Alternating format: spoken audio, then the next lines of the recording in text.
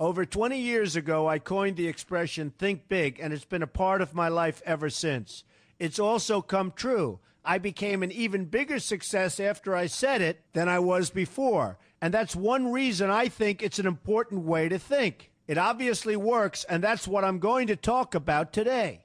What I said exactly in my first book, The Art of the Deal, is as follows.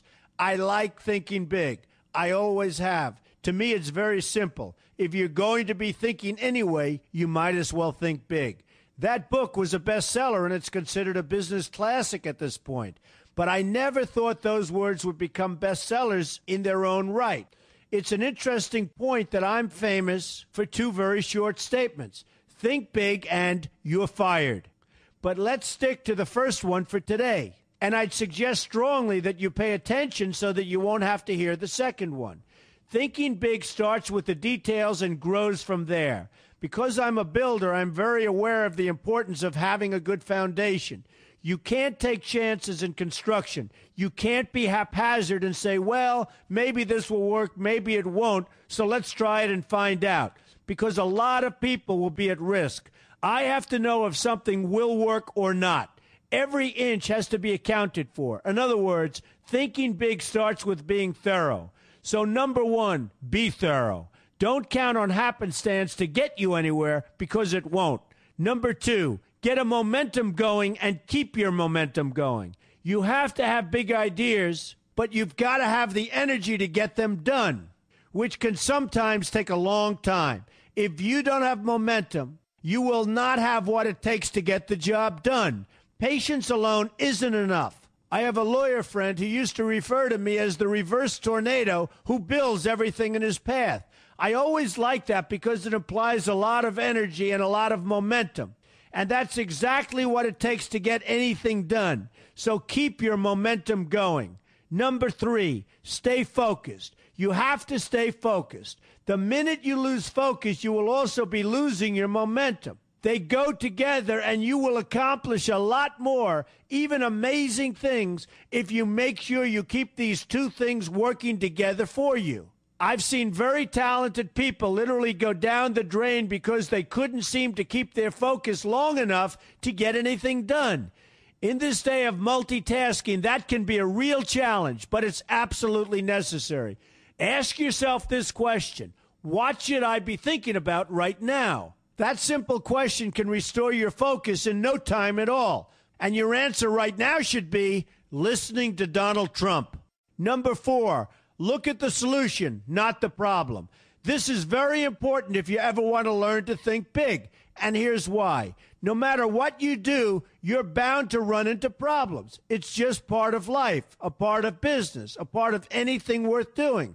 If you let the problems get in your way, they'll become bigger than your idea was to begin with, and you will be a wipeout. No matter how bad things look, keep your focus on the solution, and you will be surprised how things can work out, and work out properly. One way I do this is to ask myself when confronting a possible problem, is this a blip or is this a catastrophe? A catastrophe is something like an earthquake, a tsunami, a war, and so forth, and a blip is everything else. Right away, you'll have the right perspective, and your equilibrium will be restored. So keep your focus on the solution. Number five, see opportunity for what it is, an opportunity. For example, why are you listening to me today? Curiosity? You like me? You don't like me? You want to learn? You have nothing else to do? You want to hear me tell you you're fired? I hope not. But whatever your reasons might be, they've brought you to a good place to get involved and to learn.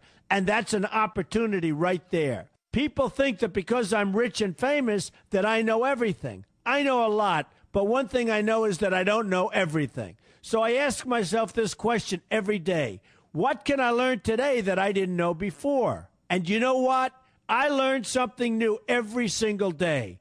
That's a big reason for my success, and the same thing can apply to you. Take the time to see today as an opportunity, and you'll be surprised by what can come your way. Be open to new ideas, and you will be creating your own opportunities before too long. Number six, know everything you can about what you're doing. That's a good way to cover your bases. Another good way is to read the book Robert Kiyosaki and I have written together, Why We Want You to Be Rich. It's about covering your bases and knowing what's going on.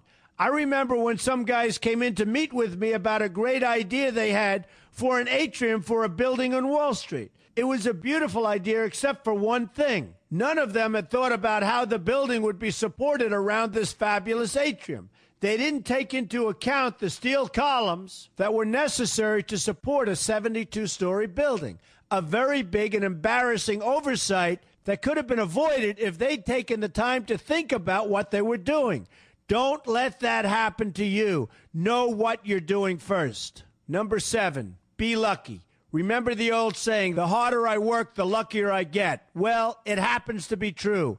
It works for me, and I've encountered some pretty big successes. But this goes along with something that's absolutely necessary for great success. Be passionate. You have to love what you're doing if you want to be successful at it. My father told me that it's absolutely true. I might work 7 days a week, but it doesn't seem like work to me because I love what I'm doing. If you don't like what you're doing, find something else to do, or do it part-time until you can find something full-time. You will never be successful, happy, or healthy unless you're doing what you love to do. That's just the way it is. So give it some thought. In fact, give it a lot of thought. For example, if you're feeling frustrated, there are 2 ways to look at the situation. Frustration can mean that maybe you're expecting too much, or it can be an indication that you know you should be or could be doing more. Use frustration as a motivator. Use it to get where you want to go instead of staying where you don't want to be. But above all, be passionate. That's the fast track to success, no matter what your interests are. Number 8, see yourself as victorious. That can zap negativity immediately and put a positive spin on problems. I've gotten to the point where I see problems as challenges that I'll enjoy meeting and dealing with. My point here is that no matter what you do, you will encounter problems. Why not see them as challenges instead and know that you are more capable of dealing with them? That's positive thinking with a realistic slant. When I go into negotiations, I keep an open mind to what may happen. But I can tell you that there's already a done deal attitude on my part. I've already thought the process through to the extent that I know everything will be better off if they agree with what I've come up with because I've taken both sides into account. I enter the situation with a victorious attitude, and I've had enough victories to know that this attitude works. Use it. Number 9, be smart. Know that you have something unique to offer because you do use the tools that are provided for you and remain open to new ideas. That's being smart. That's also where innovation comes from. Being smart means you know how to use what you've got. That doesn't mean there's nothing left to learn, but it means that you will have the ability to learn and move forward with success. And success is very important. Success is what you want.